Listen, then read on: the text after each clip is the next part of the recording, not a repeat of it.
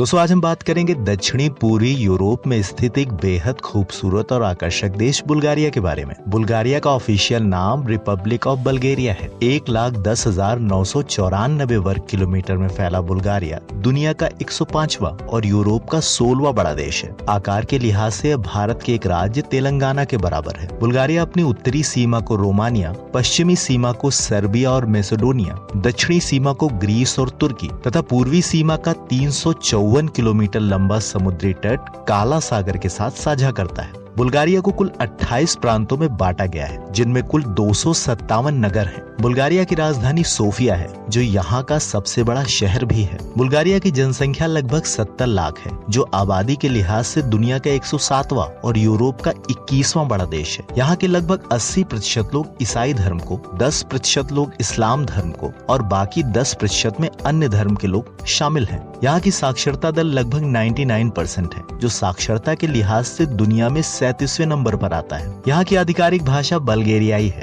जो यहाँ के लगभग 85% लोगों द्वारा बोली जाती है। बाकी 15% लोग तुर्की, रोमानी, रूसी, अंग्रेजी, फ्रेंच और जर्मन भाषाओं का इस्तेमाल करते हैं। यहाँ का कॉलिंग कोड +359 है और लोग यहाँ पर दाहिनी ओर गाड़ी चलाते हैं।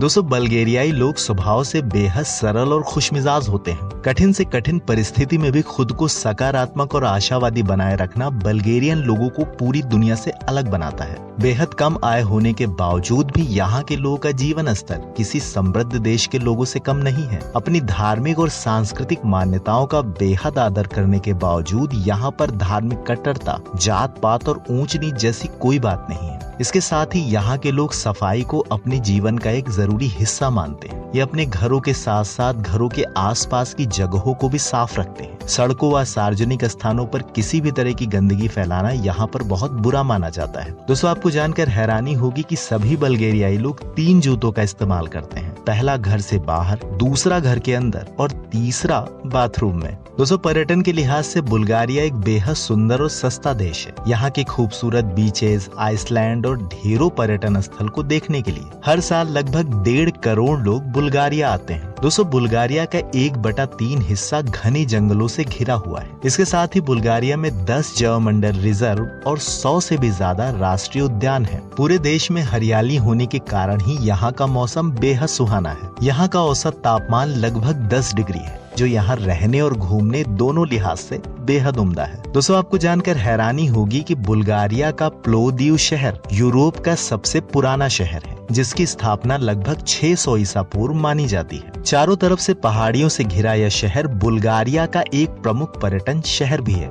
दोस्तों जहां अन्य यूरोपीय देशों की नागरिकता पाना आज बेहद कठिन हो गया है, वहीं बुल्गारिया की नागरिकता हासिल करना बेहद आसान है। यहाँ पर कोई भी व्यक्ति $5 लाख यानी लगभग 3.5 करोड़ भारतीय रुपए इन्वेस्ट करके मात्र 2 सालों में यहाँ की नागरिकता हासिल कर सकता है। अपनी देश की नागरिकता बेचना आज बुल्गारिया की आय का एक मुख्य साधन बन गया है। दोस्तों आपने आज तक इंसानों का भविष्य बताने वाले बहुतेरे भविष्यवक्ताओं को देखा होगा, लेकिन आज मैं बताता हूँ आपको एक ऐसे भविष्यवक्ता के बारे में जिसने किसी इंसान के बारे में नहीं बल्कि पूरे संसार के बारे में भविष्यवाणियां की हैं। जी हाँ दोस्तों, मैं बात कर रहा हूँ विश्व प्रसिद्ध महिला भविष्यवक्ता बाबा वांगा के बारे में। 1911 में बुल्गारिया में जन्मी बाबा वांगा ने मात्र 10 साल की उम्र में एक तूफानी हादसे में अपनी आंखों की रोशनी खो दी, लेकिन इस हादसे के बाद बाबा वांगा में दुनिया के भविष्य को देखने की एक अद्भुत चमत्कारिक शक्ति विकसित हो गई। बाबा वांगा ने 12 साल में अपनी पहली भविष्यवाणी की। 1996 में अपनी मृत्यु तक बाबा वांगा ने लगभग 100 से भी ज्यादा भविष्यवाणियां की, जिनमें से अभी तक लगभग सभी सही साबित हुई। इनकी भविष्यवाणियों में मुख्यतः इंदिरा गांधी की हत्या, सोवियत संघ का विघटन, अमेरिका का 9/11, 2004 का सुनामी तथा पहले अफ्रीकी मूल के ओबामा का अमेरिका का राष्ट्रपति बनना आदि शामिल है, जो अभी तक बिल्कुल सही साबित हुई हैं। इसके साथ ही बाबा वांगा की भविष्यवाणियों के अनुसार 2018 के बाद से चीन विश्व शक्ति बनने लगेगा। 2023 में पृथ्वी की कक्षा में बदलाव के कारण भीषण प्राकृतिक आपदाएं आएंगी 2028 में इंसान शुक्र ग्रह पर पहुंच जाएगा। 2033 तक पृथ्वी के लगभग सभी ग्लेशियर पिघल जाएंगे, जिसके कारण समुद्र तल के किनारे बसे लगभग सभी शहरों का लगभग 50% हिस्सा पानी में डूब जाएगा। 2046 तक विज्ञान हृदय समेत शरीर के सभी अंगों का कृत्रिम निर्माण कर लेगा। 2111 में इंसान और रोबोट मिल जाएंगे और इन्हें साइबोर्ग्स कहा जाएगा। 2288 तक टाइम ट्रेवल संभव हो जाएगा और सबसे बड़ी भविष्यवाणी की 5089 तक पूरी दुनिया का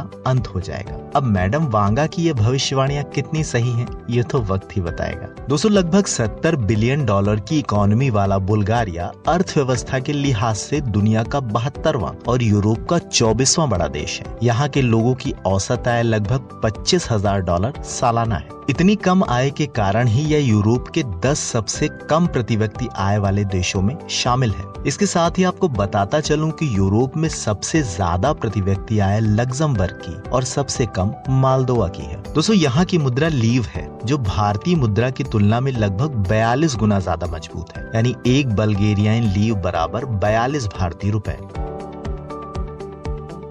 दोस्तों, बुल्गारिया में पतझड़ के मौसम में मार्ट नेसी नाम का एक बेहद अनोखा पर्व मनाया जाता है, जिसमें लोग लाल और सफेद ऊन के बुने फ्रेंडशिप बैंड एक दूसरे की कलाइयों पर बांधते हैं और जब पेड़ों पर नए पत्ते आने लगते हैं तो लोग इन बैंड्स को उतारकर पेड़ों की टहनियों पर बांध देते हैं। ऐसा करने के पीछे बल्गेरियाई लोगों की मानता है कि जैसे पेड़ों के पत्ते गिरकर वापस निकल आते हैं, वैसे लाख बार बिछड़ने के बावजूद हम अंत में अपने अपनों से मिल जाएं। दोस्तों, ठंड में ठिठुरते लोगों को देखकर हमारा दिल हमेशा ये जरूर सोचता है कि अगर लोग अपने पुराने ऊनी कपड़ों को इन बेसहारा लोगों तक पहुंचा दें तो शायद ये लोग भी ठंड के कहर से खुद को बचा सकें। तो आपको बताता चलूं कि बुल्गारिया में लोग अपने ना पहनने वाले ऊनी कपड़ों को आसपास के पेड़ों पर टांग देते हैं ताकि जिसे जरूरत हो वो उसे ले जा सके और ठंड से बच सके। वैसे बिना जताए लोगों की मदद करने का ये तरीका वाकई में काबिल तारीफ है। दोस्तों, बुल्गारिया में फायर फेस्ट नाम का एक बेहद खास त्योहार मनाया जाता है, जिसमें लड़का अपनी पसंद की लड़की को इम्प्रेस करने के लिए जलते हुए शोलों पर से चलकर गुजरता है। अगर लड़का बिना डरे शोले भरे रास्ते को पार करके लड़की के पास पहुंच जाता है तो लड़की उस लड़के के लव प्रपोजल को मान लेती है। वैसे अगर आपने भी अपनी गर्लफ्रेंड को प्रपोज करने का कोई अजीब तरीका अपनाया है तो प्लीज कमेंट करके जरूर बताएं।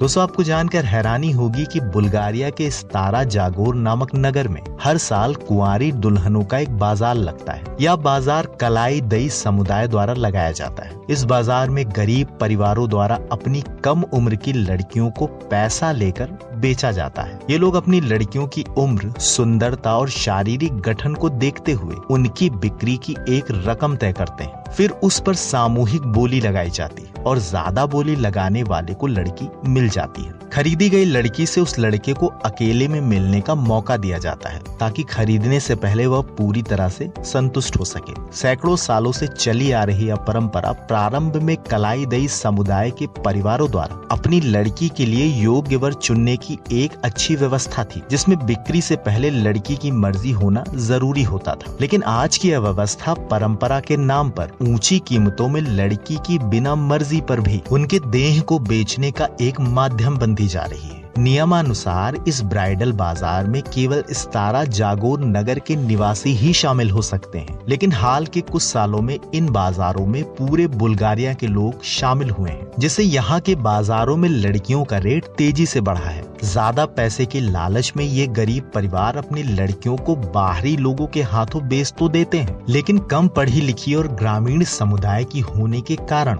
इनमें से लगभग 40% लड़कियों के शरीर को भरपूर भोगने और गर्भवती होने के बाद पुरुषों द्वारा छोड़ दिया जाता है। स्तारा जागोर नगर के बाहर बेची जाने के कारण ये लड़कियां कानूनी तौर पर किसी की बीवी नहीं मानी जाती हैं। यही कारण है कि आज बुल्गारिया में नाजायज बच्चों की संख्या तेजी से बढ़ रही है। लगातार मिलने वाली शिकायतों के कारण ही बुल्गारिया की सरकार अब इस व्यवस्था पर पाबंदी लगाना चाहती है, लेकिन कलाईदाई समुदाय के लोग अपनी इस प्राचीन वैवाहिक परंपरा की दुहाई देकर इस पाबंदी से अभी तक बचते आ रहे हैं।